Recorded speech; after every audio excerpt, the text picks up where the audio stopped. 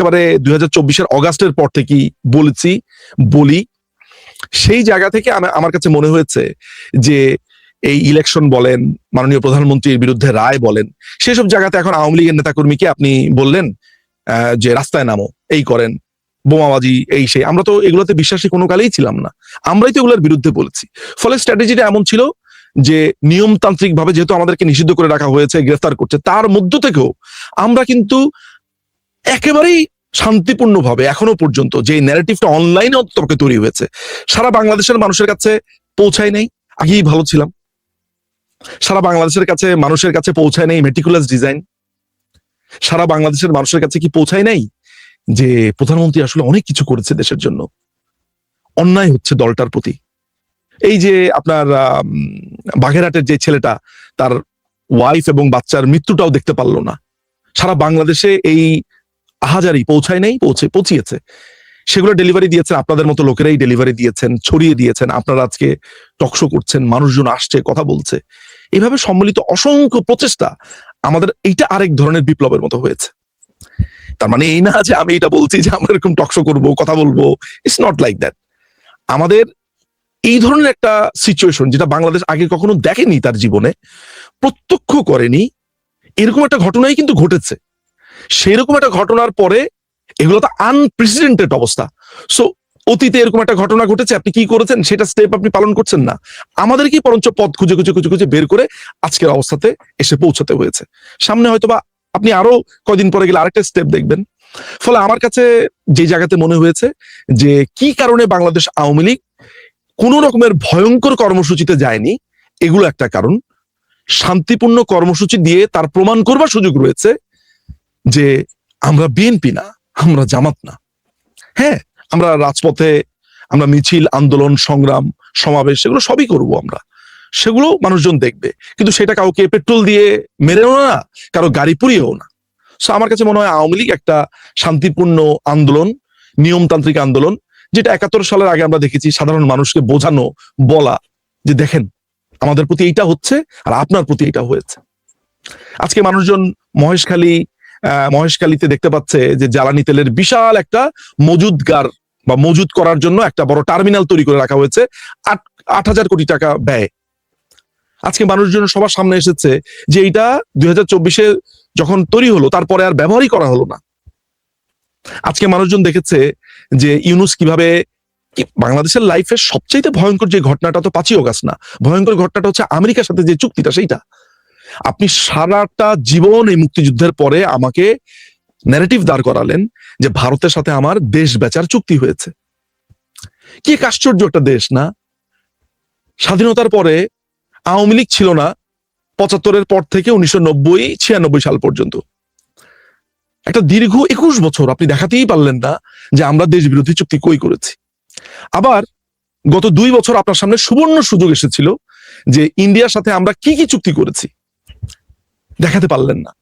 অথচ যেই কথাটা আমাদের উপরে এত বছর ব্লেম দিল, আমরা চোখের সামনে দেখতে পেলাম যে একটা ভয়ানক চুক্তি হয়েছে আমেরিকার সাথে, ইউনূস করেছে, যেখানে আমেরিকা থেকে একটা মাংস আসবে, সেই মাংসটা হালাল নাকি হারাম এটা আমেরিকান সিস্টেমে আসবে, আমি এটা নিয়ে কোনো প্রশ্ন করতে পারবো না, আমি এটা চেক করতে পারবো না। একটা ওষুধ আসবে, সেই ওষুধটার উপরে আমি কোনো রেস্ট্রিকশন দিতে পারবো না।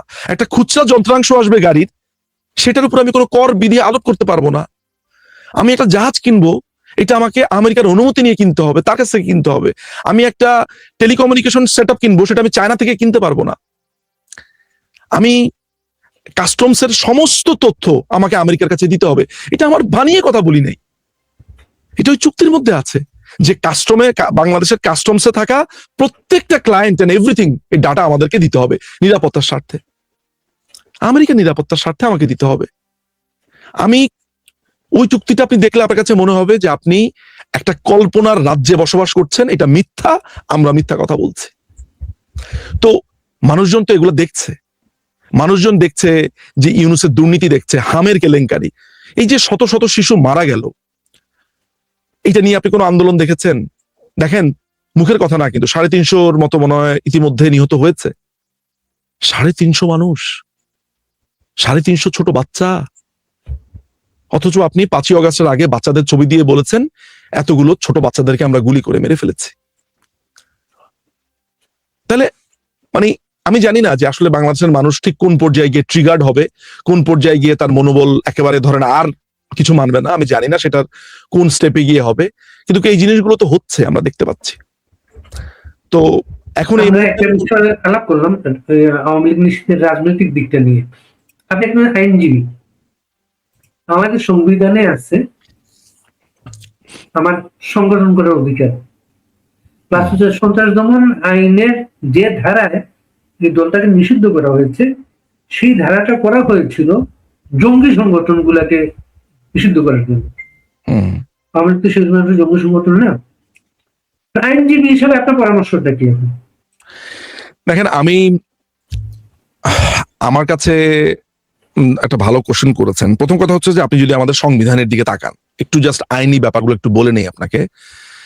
সেটা হচ্ছে যে আমাদের সংবিধানে সভা সমাবেশ সংগঠনের যে স্বাধীনতা, সেটা আমাদের 38 নম্বর অনুচ্ছেদে আছে, 37 নম্বর অনুচ্ছেদে এগুলো নিয়ে বলা আছে, 37, 38 অনুচ্ছেদে আছে, চিন্তার স্বাধীনতা 39 নম্বর অনুচ্ছেদে মনে আছে। তো এগুলো কিন্তু বরাবরই আমাদের সংবিধানে আছে, এগুলো আমাদের সংবিধানে পরিষ্কার করে বলাও আছে, সমস্ত কিছু আছে। খেয়াল করে দেখেন যে 1971 সালের পরে বাংলাদেশে যারা বাংলাদেশের বিরুদ্ধে যারা ছিল, সংবিধানের এই 38 নম্বর অনুচ্ছেদের ফলেই কিন্তু এরকম ধর্মভিত্তিক অনেকগুলো দল, সেই সময় যারা জামাতে ইসলামী, নেজামে ইসলামী, যারা যারা যারা যারা পার্টি আছে, তারা কিন্তু কার রাজনীতি করতে পারেনি সাংবিধানিক ভাবেই কাঠামোতে।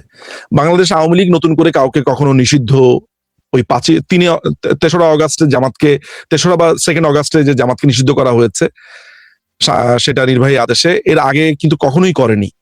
অসংখ্যবার তরুণদের মধ্য থেকে আওয়াজ উঠেছে জামাতকে নিষিদ্ধ করা, এটা দীর্ঘ সময়ের মানুষের দাবি ছিল, আপনি তো সেটা জানেন। এমনকি 92 সালে যখন গণ আদালত হয়েছে তখন সেখানে দাবি ছিল, বিএনপির প্রতি দাবি ছিল। আওয়ামী লীগ 96 সালে ক্ষমতা আসার পর আওয়ামী লীগ সেটা করেনি। আওয়ামী লীগ সবসময় মনে করেছে রাজনৈতিক দল রাজনীতি করবে। আমাদের দুর্ভাগ্য এমন যে আমরা যে উদারতাটা দেখিয়েছি অন্য দলের প্রতি বা রাজনীতির প্রতি, সর্বোপরি রাজনীতির প্রতি আমরা যে ভালোবাসাটা দেখিয়েছি, পলিটিক্সকে এক জায়গাতে রেখেছি, দলকে, সেটা আমাদের প্রতি কখনো দেখানো হয়নি। ফলে আমাদের দলকে একটা সন্ত্রাসী দল আখ্যা দিয়েছে। খেয়াল করে দেখেন, আন্তর্জাতিক অপরাধ ট্রাইব্যুনাল নামে যেই ভাড়ামিটা, যেই অভিনয় চলছে, যেই একটা তাজুলের যে আদালত আমরা বলতাম, সেখানে আপনার বলা হয়েছে যে আওয়ামী লীগের বিরুদ্ধে অভিযোগ, মানে আমাদের দলের ভিতরে অভিযোগ এসেছে, অভিযোগ আসলেই আপনাকে সেখানে আপনি আর দলের কার্যক্রম করতে পারবেন না। সে কেমন কথা? এটা তো একটা আন্তর্জাতিক প্রিন্সিপল যে ইনোসেন্ট আনটিল প্রুভেন গিলটি। এটা শুধু বাংলাদেশের আইন না, এটা একেবারে ইন্টারন্যাশনাল স্ট্যান্ডার্ড। আপনি যদি আইসিসিপিআর খেয়াল করেন, পৃথিবীর যে স্ট্যান্ডার্ড আইন কানুন, সভ্য দেশের রীতি, যে কোনো মানুষের বিরুদ্ধে অভিযোগ আসলে, অভিযোগ এসেছে, সেটাকে প্রমাণিত হতে হবে। ভালো যদি প্রমাণিত হয় যে না তিনি নির্দোষ, তাহলে তো নির্দোষ, প্রমাণিত খারাপ হলে তিনি দোষী, সেগুলো চ্যালেঞ্জ করবার বিভিন্ন প্রক্রিয়া, রাস্তার চ্যানেল আছে। কারো বিরুদ্ধে অভিযোগ এসেছে, আপনি বলে দিলেন অপরাধী, সেটার উপরে আপনি দলকে নিষিদ্ধ করলেন, আপনি শুরুতেই তো ভয়েড, আপনার সমস্ত অর্ডার, আদেশ, সমস্ত কিছু ভয়েড। তো যাই হোক, এগুলো তো পুরাতন কোনো ঘটনা না, মানুষজন এগুলো সবই জানে, দেখেছে। আমার কাছে মনে হয়েছে যে এইটার এই জায়গাটাতে আমার কাছে মনে হয় আইনি ভাবে যে আমরা আগাবো, সেটা তো আমাদেরকে আসলে এন্ড অফ দ্য ডে আগাতে দেবে না। একটা রিট পিটিশন যদি আমরা দাখিল করি, সেটা কোর্টে মবের মাধ্যমে আমাদেরকে অ্যাটাক করা হয়েছে, অতীতে দেখেছি, কার্য তালিকাতে আনতে দেওয়া হবে না, হয়তোবা সরকারের নির্দেশেই সব চলছে, সামারিলি হয়তোবা রিজেক্ট করে দিবে, নানা ধরনের ঘটনা ঘটবে। আমার কাছে মনে হয় যে আওয়ামী লীগকে এখন সাংগঠনিকভাবে তার শক্তিশালী, সেটা সাংগঠনিকভাবে দলকে নতুন করে ঢেলে সাজানোটা, আপনি দলকে শক্তিশালী করার মধ্য দিয়ে আমার মনে হয় এই স্টেপটা, আইনি কাঠামোর স্টেপটা থেকেও আমি কাছে মনে হয় দলকে শক্তিশালী ভাবে সাজানোর মধ্য দিয়েই আওয়ামী লীগ তার আপন রঙে, আপন কালারে এটা ফিরতে পারে।